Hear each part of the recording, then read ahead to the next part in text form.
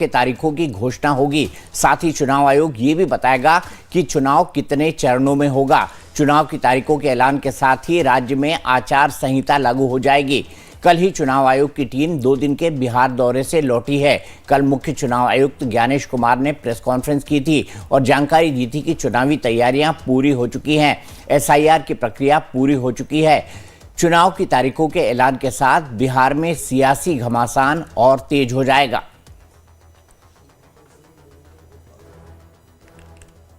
इसी पर बात करने के लिए मेरे साथ कई सारे खास मेहमान जुड़ेंगे। मेरे साथ वरिष्ठ पत्रकार नवीन उपाध्याय हैं, मेरे साथ मेरे सहयोगी कमलेश सिंह हैं।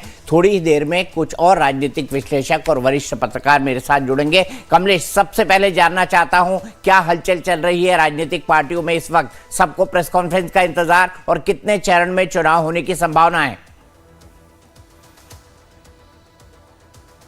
देखिए दीपक जी, निश्चित रूप से सुबह से ही जैसे ही अनाउंसमेंट हुआ कि इलेक्शन कमीशन चुनाव की घोषणा करने वाली है, उत्सुकता से इस बात की प्रतीक्षा की जा रही है। खासकर जेडीयू के दफ्तर में यहाँ तो बिल्कुल सन्नाटा था, लेकिन भाजपा दफ्तर में सारे प्रवक्ता इसी इंतजार कर रहे हैं कि कितने फेजों में चुनाव होगा। और निश्चित रूप से एनडीए के जो घटक दल हैं, खासकर जो मंत्री हैं, वो भी टकटकी लगा बैठे हैं।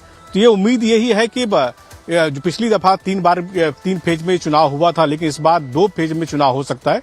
इसलिए उसके पीछे कारण ये है कि ज्यादातर राजनीतिक पार्टियों ने 2 फेज में चुनाव कराने की मांग इलेक्शन कमीशन से की है। और सबसे बड़ी बात कि जो 500 बटालियन अर्धसैनिक बलों की तैनाती की बात कही गई है, अगर 244 विधानसभा सीटों पर अगर डिप्लॉयमेंट करना है तो बारी बारी से ही करना होगा। 10 लाख बूथ हैं और सरकार चाहती है कि सेंट्रल फोर्सेस की निगरानी में चुनाव हो। तो ऐसे में मुझे ऐसा लगता है कि शायद 2 फेज मुफीद होगा चुनाव कराने के लिए, क्योंकि 3 बार इसलिए चुनाव पिछली बार कराया गया था। कुछ इलाके में, जैसे गया बाराचट्टी जैसे इलाके में कुछ नक्सल हिंसाएं हुई थी, इसकी वजह से। लेकिन इस बार कोई नक्सल हिंसा की वारदात नहीं हुई पिछले 5 सालों में। तो और लॉ एंड ऑर्डर बिल्कुल ठीक है, इक्का दुक्का घटना होती रहती है। तो इसलिए election commission law and order की जब ब्रीफिंग ले रहा था वहां के डीजीपी से और चीफ सेक्रेटरी से, तो इस बात को लेकर आश्वस्त था। इसलिए मुझे लगता है कि 2 चरणों में चुनाव हो सकते हैं। हालांकि अब चुनाव आयोग क्या करता है डिसीजन वही लेना, लेकिन 2 चरणों में चुनाव कराए जाने की संभावना है। ठीक है कमलेश। नवीन जी, सबसे बड़ी बात, संजय झा ने साफ साफ कहा कि चुनाव 1 चरण में हो। शायद वो ये जताना और बताना चाहते हैं कि वहां की कानूनी व्यवस्था दुरुस्त है और हालात ऐसे हैं कि अब पूरे बिहार में 1 चरण में चुनाव कराए जा सकते हैं। और लंबे चुनाव का खामियाजा बीजेपी जो है लोकसभा चुनाव में भुगत चुकी है। तो मेरे ख्याल से इस बार ऐसा नहीं चाहेगी। देखिए, लॉ एंड ऑर्डर का जहां तक सवाल है, मैंने इस तरह का लॉ एंड ऑर्डर बिहार में पिछले कई महीनों में काफ़ी ख़राब हुआ है। लेकिन देखिए, नक्सलिज्म इशू नहीं है, ऐसा लॉ एंड ऑर्डर नहीं है, क्राइम है। तो क्राइम के कारण इलेक्शन को अगर आप चाहिए कि 2 फेज या 3 फेज में करें, उसकी आवश्यकता नहीं है। बिहार में 1 फेज में इलेक्शन हो सकता है। लेकिन मेरा मानना है कि वो बीजेपी को बिहार में सूट करेगा कि 2 या 3 फेज में इलेक्शन कराया जाए। क्योंकि पिछला इलेक्शन अगर आप देखिएगा तो पिछले इलेक्शन में अगर 1 फेज में इलेक्शन होता तो इंडिया अलायंस जीता रहता। फर्स्ट फेज में 47 सीट्स इंडिया अलायंस जीता था, सेकंड फेज में 42। लेकिन जब ये लगा कि आरजेडी पावर में आ सकता है तो एंटी आरजेडी मैसिव पोलराइजेशन हुआ। दूसरी चीज़ ये है कि प्राइम मिनिस्टर को कैंपेन करने का मौका मिलेगा। आज के दिन में जो स्थिति है बिहार में, बिहार के जो बीजेपी के लीडर्स हैं वो कम्प्लीटली स्कैंडलाइज्ड है, उनका कोई रुतबा नहीं है। नीतीश कुमार की तबीयत खराब है। तो मेरा मानना है कि इन सब परिस्थितियों में प्राइम मिनिस्टर को अधिक समय और सेंट्रल नेतृत्व को अधिक समय की ज़रूरत है। आज रामविलास जी नहीं है और बड़े नेता बिहार के अप्रासंगिक हो चुके हैं एनडीए के। तो ऐसी स्थिति में प्राइम मिनिस्टर पर टोटल कैंपेन एनडीए का डिपेंड करेगा।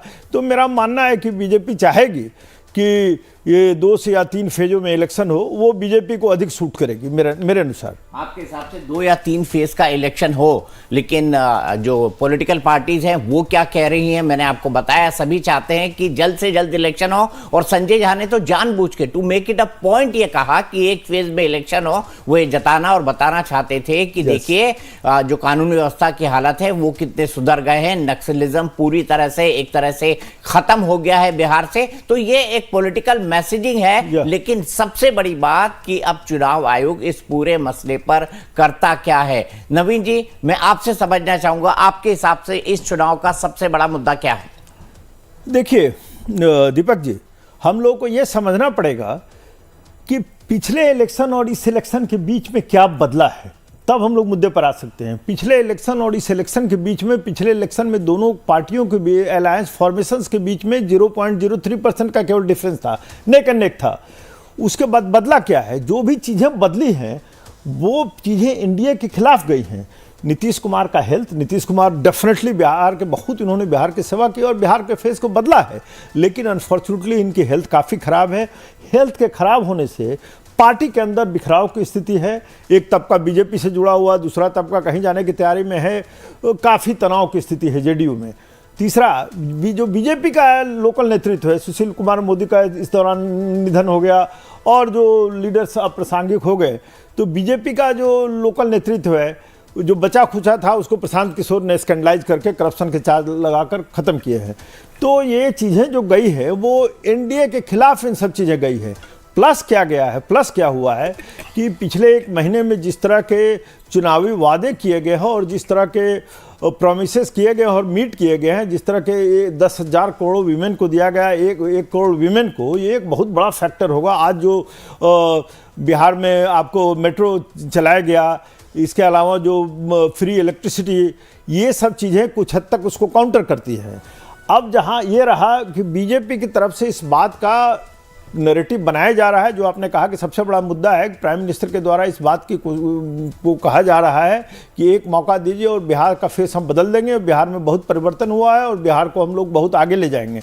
और जहाँ तक अपोजिशन पार्टी का सवाल है, उनके दो मुद्दे हैं। उनका एक राष्ट्रीय मुद्दे को बिहार में ले जाना चाह रहे हैं कि एक वोट चोर गद्दी छोड़ का ये नारा, और दूसरा जो है उनका कहना है कि बिहार में मैसिव करप्शन है और बिहार में कोई विकास नहीं हुआ। और एम्प्लॉयमेंट जो है, तेजस्वी यादव ने इसको मुद्दा बनाया है कि भाई पिछले बार जब हम सरकार में आए थे तो मेरे कारण नीतीश कुमार ने इतने लोगों को जॉब दिया, हम यूथफुल है और हम आएंगे तो जो बिहार का अनएम्प्लॉयमेंट का इशू है, बिहार के जो लोग यंग जनरेशन को के एस्पिरेशंस को हम मीट कर पाएंगे। ये दो परिस्थितियों के बीच में बिहार है। और तीसरा जो प्रशांत किशोर है, उनका मुद्दा ये है कि ये दोनों फॉर्मेशंस बुरी तरह फेल हो चुके हैं। इन्होंने कास्ट और धर्म की राजनीति की है और बिहार को एक स्वच्छ और निष्पक्ष प्रशासन की ज़रूरत है, जो केवल हम दे सकते हैं। तो इन तीन चीज़ों में, एक नीतीश कुमार प्राइम मिनिस्टर एक ड्रीम मर्चेंट के रूप में, तेजस्वी एक होप के रूप में यूथ के, और प्रशांत किशोर एक ऐसे नेता के रूप में जो कि वो कह रहे हैं कि बिहार में जो 50 सालों में नहीं हुआ वो आगे हम कर सकते हैं। परिवर्तन